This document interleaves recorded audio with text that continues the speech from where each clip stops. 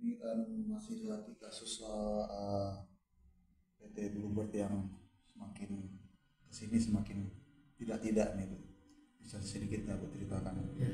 Jadi saya ceritakan dulu, saya di PT Bluebird Taksi itu sebagai pendiri, sebagai pemegang saham, dan juga mantan direktur yang akhirnya dipecat. Sekarang sebetulnya PT Bluebird Taksi itu pendirinya itu 4 pengusaha yang saling tidak kenal, masing-masing menyetor modal, masing-masing bekerja. Tapi satu persatu tergeser mulai dari tahun 1983. Saya ini masih tergeser terakhir. Jadi masih disenangi, ya mungkin karena keluarga ya masih saudara, tapi yang lain duluan tergeser. Modal sudah store modal, akhirnya sudah bekerja lama tapi tergeser juga. Sekarang tentang persoalan yang terjadi pada saat ini. Persoalan yang terjadi saat ini adalah gugatan ke saya yang akhirnya saya anggap sangat aneh, yang mungkin juga kocak lah bahwa bisa terjadi seperti itu. Jadi yang terjadi adalah PT Bluebird Taksi itu ada suatu periode, entah bagaimana caranya, tidak terdaftar di Kemenkumham. Ada surat resmi bahwa itu tidak terdaftar. Tapi sekarang walaupun tidak terdaftar, tetap boleh dilanjutkan. Itu aneh. Lalu yang menggugat siapa? Yang menggugat sesama direktur.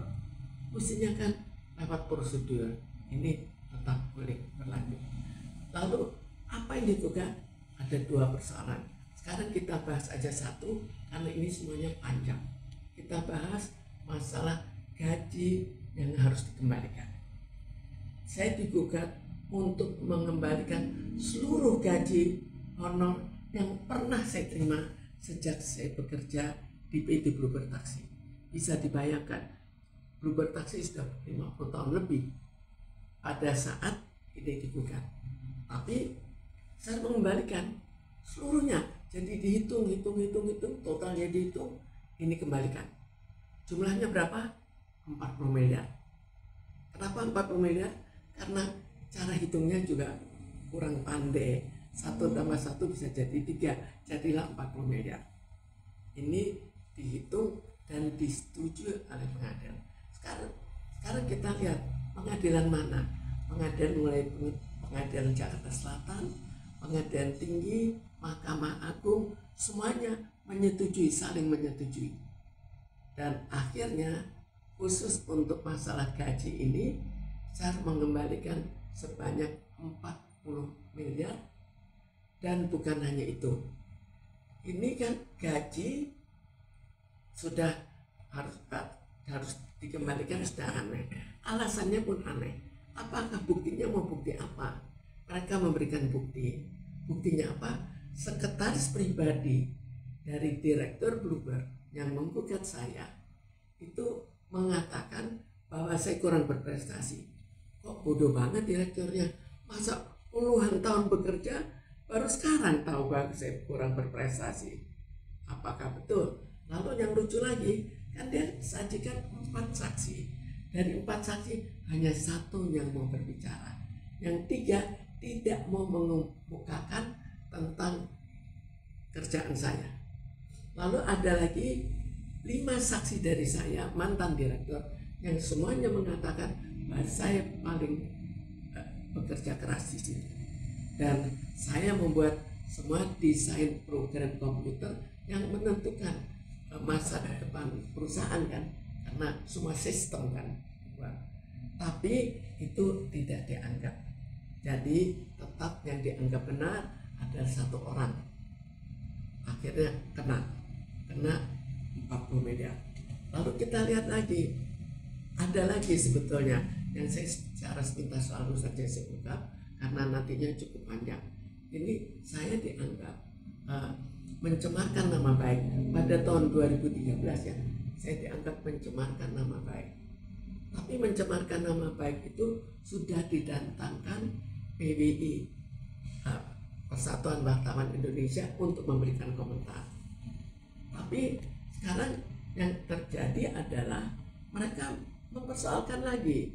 Karena saya, maka bank tidak mau memberikan akun, mereka tidak dipercaya di Bank Indonesia maupun di luar. Sekarang saya pertanyakan lagi, PT Bluebird Taksi ada suatu kejanggalan yang aneh. Dulu berdiri dengan baik, kemudian tiba-tiba tengah-tengah tidak terdaftar di Kemenkumham. Di Kementerian Hukum dan HAM itu tidak terdaftar, ada surat resminya. Kok bisa seperti itu? Kenapa dilakukan? Karena mau mengambil hak paten, mau membuat PT dengan nama yang sama. Lalu karena tidak terdaftar di Kemenkumham, maka otomatis bank tidak mungkin memberikan akun. Kenapa saya salah lagi? Itu 100 miliar. Jadi keseluruhan yang seharusnya bayar 140 miliar.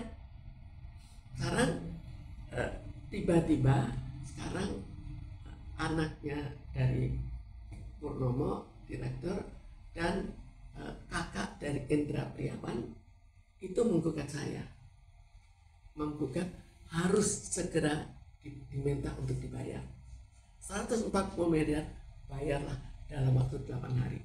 Itu suratnya surat resmi dari Pengadilan Negeri Jakarta Selatan. Yang sangat lucu lagi, sudah perusahaan tidak sah tetap berjalan, lalu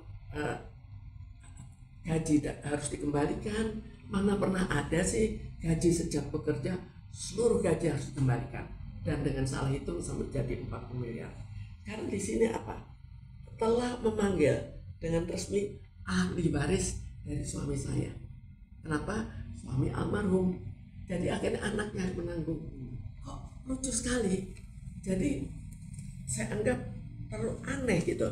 Ada apa? Kok bisa sampai separah ini? Lalu kita lihat lagi.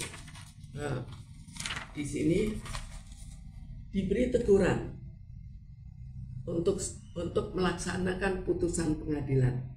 Putusan pengadilannya 140 miliar dalam 8 hari. Coba bisa dibayangkan, terlalu aneh atau tidak? Bagaimana seandainya cara-cara ini dipakai ke karyawan-karyawan yang sekarang di PHK? PHK itu kan banyak sekali. Terkadang gaji terakhir tidak dibayar,